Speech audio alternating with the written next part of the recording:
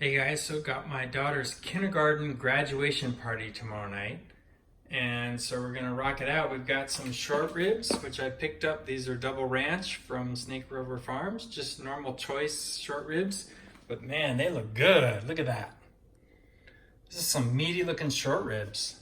Normally they're not kind of thick and even like that, which is nice. And I wasn't gonna take the bottom off here, this inside part, but I decided, well, not. It's kind of a pain, but I'll give it a try. But damn, I'm definitely glad I did, because look, yeah, this stuff, nobody wants to eat that. It's all like rubbery yuckness. So that's off. I'm going to salt these, get these ready to go for tomorrow, and also I'm going to prep a pork butt right now. Use my knife to just trim off just a little bit more off the top so that this is all nice and pretty. And these we're going to go with for a good look, a nice presentation with these. They look good now, and I want to have them look good when they finish. So here's the pork shoulder that we're working on for tomorrow, and it is party size. It's a 10-pounder. I can barely pull it over with one hand, but the bottom side looks like it's good. It's got a lot of meat. Definitely no shortage of tasty eats on this one. And it's got pretty fat cap on the top, which I think I'm going to shave that off so I can get my rub in there. And the bone, if I can get it, yeah, the bone's right there. So it's a bone-in pork butt, 10 pounds. We're going to trim it up, and we're going to get it cooking either late tonight or early tomorrow morning.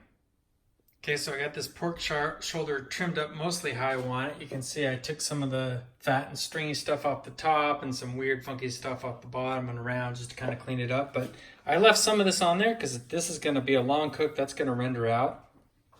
But I do want exposure to the meat for the rub. And let's just turn it over and see what it looks like here. This is the money muscle on this side. I have to save a piece of that for all the kids. And then just a bunch of other stuff that's just going to cook out, soften up, and make some tasty sandwiches. So that 10-pounder I got salted up with 5 teaspoons of salt, and I did a super quick truss, just to truss it up real quick, and it'll be ready to rub and throw on tomorrow morning early. So I also like to prep my rubs the night before, and I like to start a rub with half black pepper and half white sugar. So this is going to be for the pork, the big one, and the other one, small one's going to be for the beef, and we're going to add some other stuff. Smile. Say hello. Hello. Okay, move out of the way. So for the pork rub, all we're just going to add is some paprika and some brown sugar here. This brown sugar from Trader Joe's is super awful. I don't like it at all. And for the beef, we're just going to add some cayenne pepper. So the kids are helping me mix up the vinegar mixing sauce for the pork, which is vinegar, white sugar, black pepper, a little bit of chili flakes, and salt. Mix, Kyle, mix.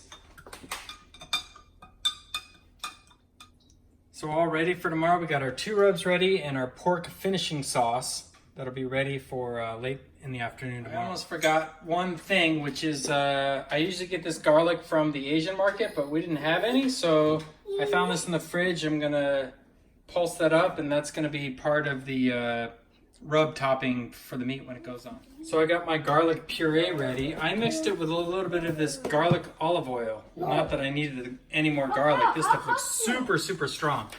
But I think actually water might have been better. Maybe somebody leave me a comment. How's the Asian store do it? Is it oil or water? I think it's water. But either way, I think it should work. Well, good morning. It's a little bit after midnight, and we got the pork prepared, ready to go on the grill. Get this cook started, slow and low. And I used that garlic stuff with a little bit of water as a binder, and then got that rub on there. So we're gonna put that on right now and get going. So same setup as usual. We got the pork indirect on the left here, and we got fire going with some hickory and apple wood. And all these burners are off, and this one's on low. So we're just gonna close this up and then check it in the morning.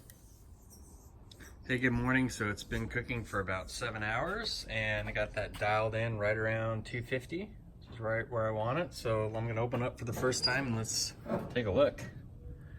Oh yeah, it's got some nice dark color. Color looks pretty good. Let's see where the temperature is at. Oh yeah, it's moving along good. This cook may go without a wrap. Let's see.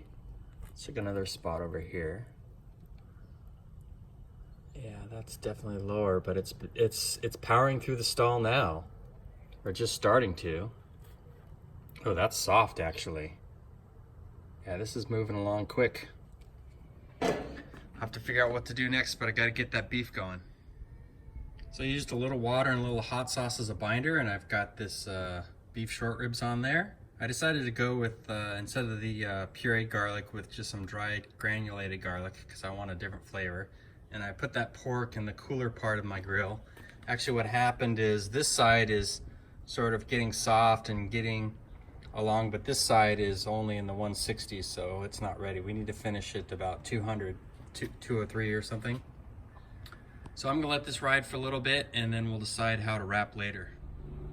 So it's about 11 o'clock, still riding about 250. Let's see where we're at. Pork is looking good. Beef is coming along. I think last time I checked, see, this thing is still pretty much, it's starting to get through the stall, so now's a good time to wrap. It's still feeling a little bit firm here. It's not quite tender. This side is a little, yeah, that side's tender. Getting there. But now's a good time to wrap, and we'll figure out what's next. So it's about a little bit after noon, and the pork is starting to power through. I got the pork wrapped right there, and I did a little honey bourbon glaze on that beef there, so I'm gonna wrap those up and keep it going. So here you can see the wrap up setup. I got the pork and the beef there, and the pork is at 187 and the beef's at 175, so the timing for this is really working out great. And I've got a wireless unit, so it's time to go take a quick little nap, maybe 2 hours, pull it off to rest, and it's gonna be ready for the party later. Hey guys, quick shot of the garden there with the grill, and this is quite incredible. My target today was to get this off at 2 o'clock, which gives it 3 to 4 hours to rest before dinner, and check out where we're at. We wanna finish at 2:03, and the beef and the pork are gonna finish within seconds of each other. And really, this time I nailed it. We're just in the final seconds here. 158, 159, got a minute to go. And the beef is just pulled ahead in the final seconds. It's almost there, it was behind the pork, but now it just pulled ahead. And I think we're gonna call it done. Finish.